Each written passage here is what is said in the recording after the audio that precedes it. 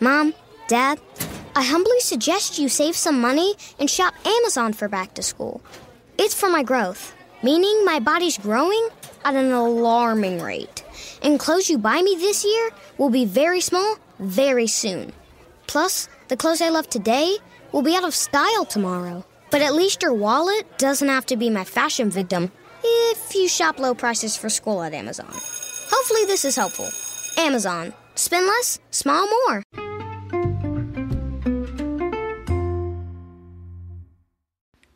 Hi, everybody, and welcome to the Dr. Psych Mom Show. Today, we are going to be reviewing some of the common stupid things people do to waste time and money in therapy. And this, of course, isn't calling anyone stupid, but rather saying, what a foolish waste of your really limited time and probably also limited money to do any of these things. So it's more of my tough love that you've come to, depend on so much to make your commute or your house cleaning or whatever the hell you're doing. Time pass more quickly. But before we get into this topic, I do want to tell you to subscribe. My most recent episode was why your wife does not want to have sex with you if you have yelled at the kids that day, and how she is primed to respond to you in this sort of situation, which is really not the sort of response that you want her to have, and how both men and women perpetuate this dynamic of the dad being the bad cop and the mom being the good cop. So, of course, as per usual, I don't ever just blame a dynamic on one party. Everybody's got to take responsibility for their role in creation of a toxic dynamic. There are no toxic people. There are only toxic dynamics. So today, let's talk about what people do and the cognitive errors that they make in therapy that really prevent them from having the best experience. Because I see this a lot, and I see people tell me things they did in prior therapy, and I notice people doing things with me, and really both of us, me and the client, parentheses S and parentheses, because I have couples as well as individuals, obviously. So we both want these sessions to be productive, right? I mean, there's literally no point if things are not moving along productively. So these are cognitive errors that I've seen people making that really preclude productive work from happening. So let's look at the first one. So I touched on this before in some other podcasts, I think my scarcity mindset one.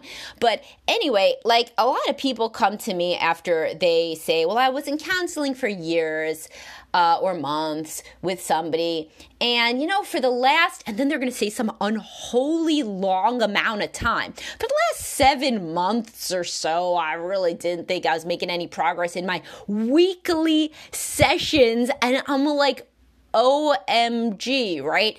And I don't say that, but but it's like, oh my God, what a tragic waste of your time and money, to be going into something for 7 months that you no longer find useful. Like every minute isn't supposed to be an epiphany, but if you leave like a few sessions in a row without thinking that you're making any progress, what are you doing, right? So therapy isn't magic. Like there isn't, if you don't feel like you are doing work, you are not doing work. It's kind of like going to the gym. If you don't break a sweat, there's no magic personal trainer that can make working out feel like sitting on the couch. So, there's not. Like, you got to put in work. If your sessions don't feel like any work, like anything's happening, like you're being challenged, like you're thinking of anything in a new way, like you're left with anything to work on, get out, right? Like, stop. And so people will say to me, well, yeah, you're real expensive, so I'm going to try somebody else. Then they'll come to me and they're like, yeah, I worked with that person for like a year. And, I really wasn't making that much progress overall, so now I'm back to you. I'm like, hey, shit, you thought I was expensive? Like, what was this extra money now? What did that, decrease the cost of me? No, it was just literally additive. Like now, and also, you're a year further into these patterns that are bad. So your marriage has now gotten worse for a year. So if you do not click with a therapist, move on quickly to another one. Now, if you can't ever click with anyone, no matter who they are, that's called a common denominator. Look in the mirror. But if you are going for kind of basically inexpensive people who don't challenge you and can work within your schedule instead of like somebody where you look at their profile or their website, in my case, and you're like, wow, this person really gets me. But it's expensive. They might challenge me too much. I don't know. Like, then really, like, what are you doing? You're setting yourself up to not make progress. But sometimes people do need to go through that in order to really understand that they want to work on things and that, change isn't magic. So those are the two sides of that. The second cognitive error is like this thing where people don't think it's really urgent to work on their marriage because they're not about to divorce or anything. I'm like, okay, cool. Let's wait till you are. Is that a better idea? I mean, shit only goes one way. Marital problems, they don't like magically get better. They just don't. I mean, sometimes certain stages of life change. Like, okay, if you're really mad at your husband and you just had a newborn, wait, you are probably very irritable, and your hormones are all over the place and you're not sleeping. But in situations where you're like, yeah, like, I've been really upset with my husband since the kids are born. I'm like, how old are the kids? Oh, they're 7 and 9. They're 7 and 9. Man, get into therapy 3 years ago with the second best being today, because it's like it didn't get better. It's not going to get better. And when you come in on the precipice of divorce, we are not Houdini marital counselors. We cannot often do anything when the marriage is already basically over. And this is just like a last hoop to jump through before you file. All right, the next one is this idea that a therapist knows exactly what you need to work on. And if you don't share some shameful thing that you really think about like every day, somehow they're supposed to pick up on it and magically cure you. So for example, if somebody experienced sexual abuse, right? And they're deeply ashamed of it, they don't share it with a therapist. Well, I'm not saying you got to share it on the first day, but it would be nice if you did, quite honestly. And the sooner you can share what you actually need to work on, the better. So like people will not disclose frequently things in the arena of sex or parenting, right? So they won't disclose like, I spanked my kid, I lost my shit and I spanked my kid. Well, like, how am I supposed to help you? And sure, many people in this situation are very anxious about then you're going to call Child Protective Services because I abused my kid. If you spank your kid and then you've come into counseling to work on it, this is not an abuse situation. An abuse situation is like I wailed off, like I beat the shit out of my kid. Yeah, like in that situation, yes, and I make it really clear if there's child abuse, we do have to report. But if you tell me I yelled at my kid and I called them a name and I feel so bad about it and I want to work on it, great, that's what I'm here for. Let's work on it. Like, great, that is good. So if that's something that happened, you can even walk it back a little bit. If you're very scared about something like, Child Protective Services, then say, I have anger issues with my kid. And then we can work on it. But if you never tell me you have anger issues with your kid, you're still going to have them. There's no magic way for me to fix you having anger issues with your kid and losing your shit on your kid unless I know that you do it. I'm never going to shame you for that. No therapist is. No therapist worth their salt is, right? Also, if you've had sexual abuse in your past, I feel terrible for you. I also would like to help you, but if I don't know about it, I can't help you. And it's the same with any other thing that you're ashamed about.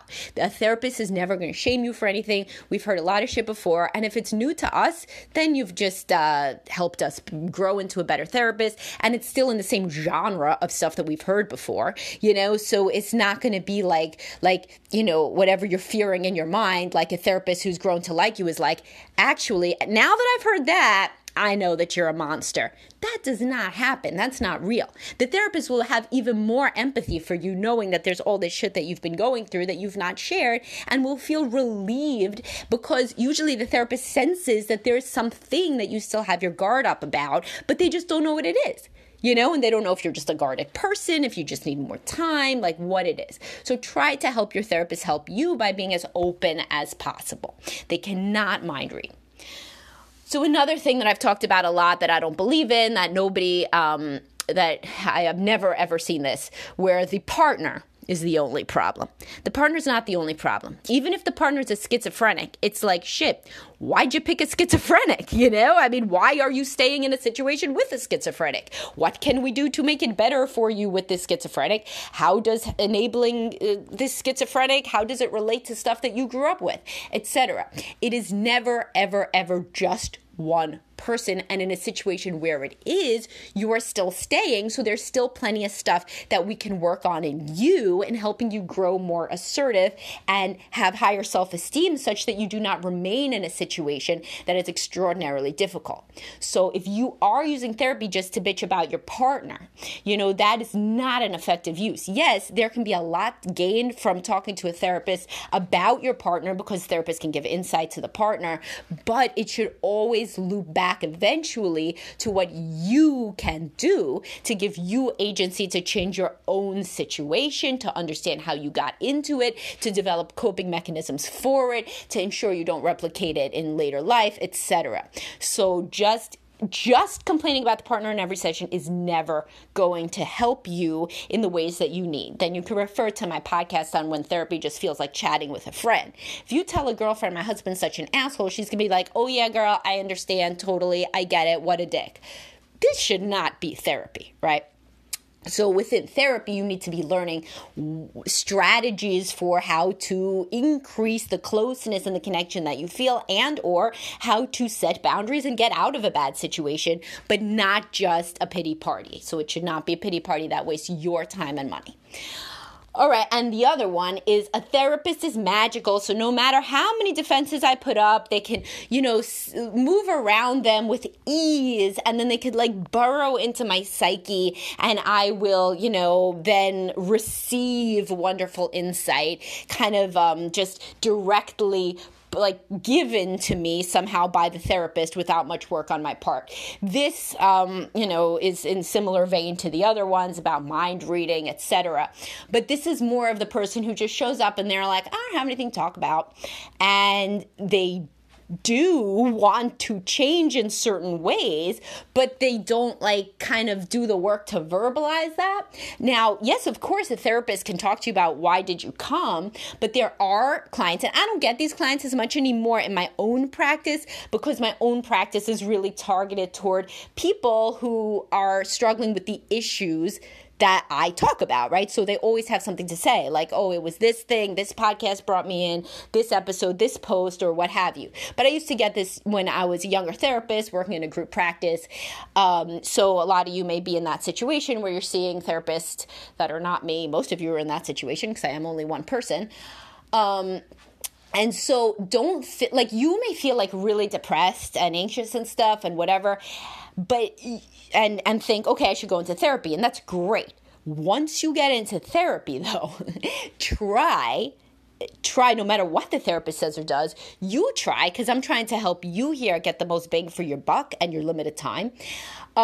You try to think as you're driving there or in the half hour before you pick up your telehealth call, think, what am I going to talk about? What is something that was emotionally salient to me this week? Therapists can really, hopefully, if they are any good, they can take something that you're worried about or thinking about or feeling about and, go, draw it out to a more macro level and, showcase patterns, that emerge and that include this situation as well as other situations, why you may have been triggered by this situation, what you could have done next time if this situation comes up, all sorts of stuff, all sorts of magical hat tricks. But if you come in and you're like, yeah, week was pretty good.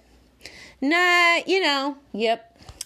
Yeah, week was good, so, well, you come in therapy, right? So try to think about something. And now most therapists won't let you off right there. Some will, but some will say, well, what did you then want to talk about? Or what about this thing from last time? And if you're always like, nah, that thing from last time doesn't bother me anymore. You were right. Yep, it ended up blowing over with my husband. Yep. So yeah. So kids are back in school. Yep.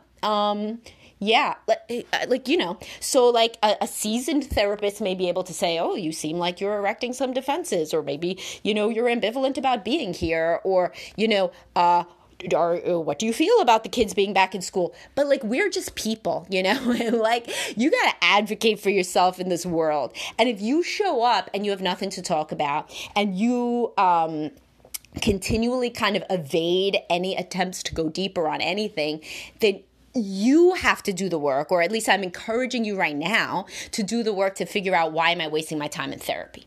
And I'll tell you, just as, helpful hint, the reasons you may be wasting your time in therapy are the ones that I've said. You're scared about going deeper. There's something shameful that you actually don't want to discuss or share with the therapist. And or you are lonely and you just kind of need a friend to talk to, in which case therapy, you should bring that up with a therapist who can help you figure out how to, buffer up your relationships in your life. And or you were trained to be very suspicious and paranoid of therapy in your family of origin, so you remain so, even though intellectually you want to be open to therapy. There's a lot of ambivalence. So if any of this speaks to you, in your next session, instead of just shooting the shit, you should say, I find myself very conflicted about these sessions. I find myself very anxious about being boring to you. I find myself feeling disloyal to any person that I want to talk about in here, or whatever the hell is going on. Those are just a few softballs to get you going. All right, so an overview of this, just the TLDR, too long, don't read, from Reddit, at the end, is there are myriad reasons and ways that why people waste their time in therapy. Don't be one of those people. You're listening to this podcast. You're obviously super interested in self-development. Everybody only has one life to live. You do not want 45 minutes of your life to be a total waste. And if they have been, sessions have been a waste, move forward to either a different therapist or try to intensify your own treatment by using one of the things that I've told you to do in this session. Therapy can be super useful, but it isn't magic. You have to try. You have to feel like you're trying. It's just like going to the gym. If you don't feel like you're trying, you're not. So you can't just go to the gym and stand there and be like, oh, good, I went to the gym today. Yeah, I guess. But you didn't really go to the gym for the purpose of going to the gym for what it's used for. You just stood there. And so don't let your therapy sessions become that, because you don't have infinite time and money. Nobody does. So advocate for yourself, and hopefully you can make your therapy super productive, which is what you deserve. And it will be so much better if that is how you feel after leaving a session, is, wow, I accomplished a lot. All right. Hopefully everybody got something out of this, and I will talk to y'all soon.